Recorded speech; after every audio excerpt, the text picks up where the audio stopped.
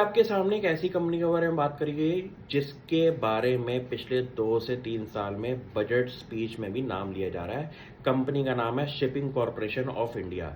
ये government of India के strategic assets में आती है, जिसको कंपनी ने फिलहाल अपने डाइवेस्टमेंट स्टेज में लगाया हुआ है। माना इसका समझने का मतलब ये है कि गवर्नमेंट ऑफ इंडिया इस एसेट को सेल आउट करेगी प्राइवेट कॉम्पिटिटर्स के लिए, और इसके लिए बिडिंग बहुत टाइम से चालू हुई है और कभी भी न्यूज़ आ सकती है कि इस कंपनी को कौन खरीद रहा है। बड़े प्लेयर में बड़े प्लेयर्स काफ़ी बहुत दिग्गज लेवल पे काम कर रहे हैं लॉजिस्टिक स्पेस के अंदर, लेकिन नाम अभी तक मार्केट में आया नहीं है कि किसने खरीदना है। अब इस कंपनी की खासियत क्या है कि इसके थोड़े स्ट्रेंथ्स के बारे में बात की जाएगी।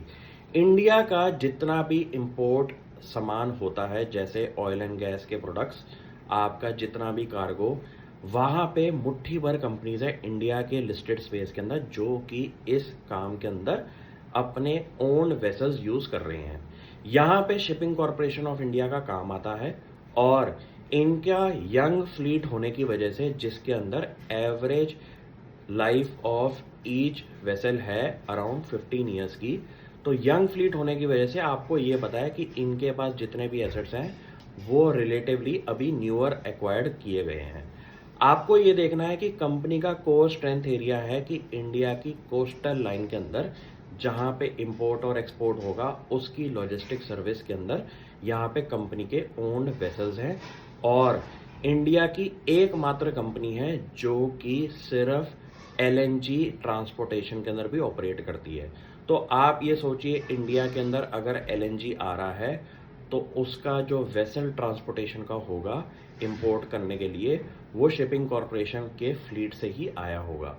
आपको ये देखना है कि आपके पास फंडामेंटली स्ट्रॉन्ग स्टॉक्स होने चाहिए पोर्टफोलियो में, और जहाँ पे एक वैल्यू ड्राइवर फ्यूचर में ये बन सकता है कि एक प्राइवेट प्लेयर आके इसको एक्वायर करेगा और इसको टर्न अराउंड करेगा, तो वहाँ पे एक वैल्यू अनलॉकिंग भी हो सकती है।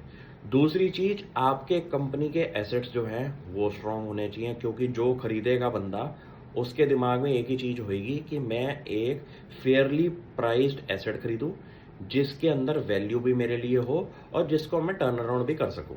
तो यहाँ पे कंपनी के एसेट्स भी आपने देख लिए। प्लस तीसरी इंपॉर्टेंट चीज क्या है कि आपके पास फ्यूचर के लिए ग्रोथ एस्पेक्ट्स भी होने चाहिए। जैसे इंडिया के अंदर इंपोर्ट एक्सपोर्ट की डिमांड है, वहाँ पे आपको ये देखना पड़ेगा कि उसके लॉजिस्टिक प्ले के अंदर आपके पास कौन सी कंपनियां काम आ सकती हैं। ये चीज़ें इंपॉर्टेंट की हैं और इस पे आप दिमाग लगाइए। Thank you.